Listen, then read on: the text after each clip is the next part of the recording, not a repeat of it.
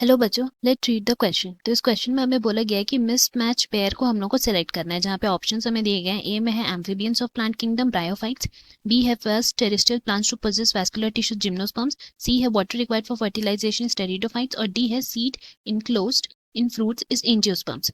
तो इस क्वेश्चन की अगर हम की कॉन्सेप्ट के बारे में बात करते हैं, then that will be some of the characteristics of plant kingdom में जो हमारे डिविजन्स आते हैं, that is bryophytes, pteridophyte, gymnosperms, angiosperms, उससे रिलेटेड कुछ कैरेक्टरिस्टिक स्टेटमेंट्स यहाँ दिए गए हैं, जिनको हम लोग को फाइंड आउट करना है कि कौन सा करेक्ट है इसमें से एंड कौन सा मिसमैच है। सो सबसे पहला स्टेटमेंट की अगर हम बात करते हैं, तो उसमें लिखा है amphibians of the plant kingdom are bryophytes. तो ये स्टेटमेंट करेक्ट है। एंड हम लोग amphibians of the plant kingdom क्यों बोलते हैं ब्रायोफाइट्स को? It is because first of all तो है कि they live in soil but are dependent on water for sexual reproduction के लिए ये किस पे डिपेंडेंट है? वाटर पे डिपेंडेंट है। इसीलिए हम लोग इनको बोलते हैं amphibians of the plant kingdom, क्योंकि जैसे कि हमारा एनिमल किंगडम में एम्फीबियंस का जो कैरेक्टरिस्टिक्स है, सेम प्लांट किंगडम में इन ब्रायोफाइट्स का वैसा कैरेक्टरिस्टिक्स है। इसीलिए सो स्टेटमेंट ए तो हमारा करेक्ट है। नाउ बी की बात करें तो वहां लिखा है first terrestrial plants to possess vascular tissues और जिम्नोस्पर्म्स। तो ये जो हमारा बी है वो इनकरेक्ट है। क्यों इनकरेक्ट है? बिकॉज टेरेस्ट्रियल प्लांट्स जो है, पहले terrestrial plants to possess the vascular tissues are not gymnosperms, instead they are pteridophytes। pteridophytes को हम लोग ये नाम दिए गए हैं। एंड क्यों दिया गया है?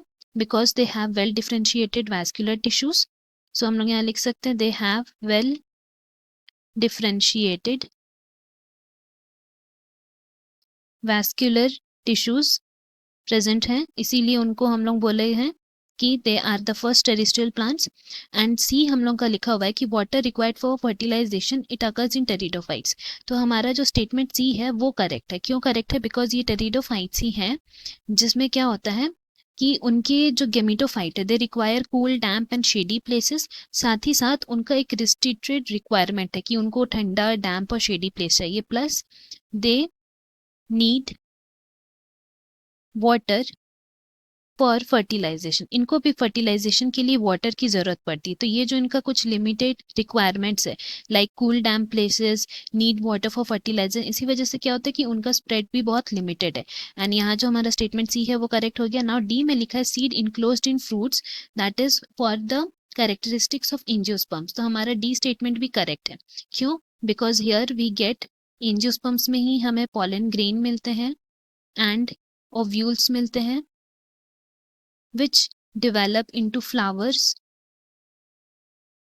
एंड यहीं पे हमारा जो बोल सकते हैं कि आगे का रिप्रोडक्शन का प्रोसेस होता है।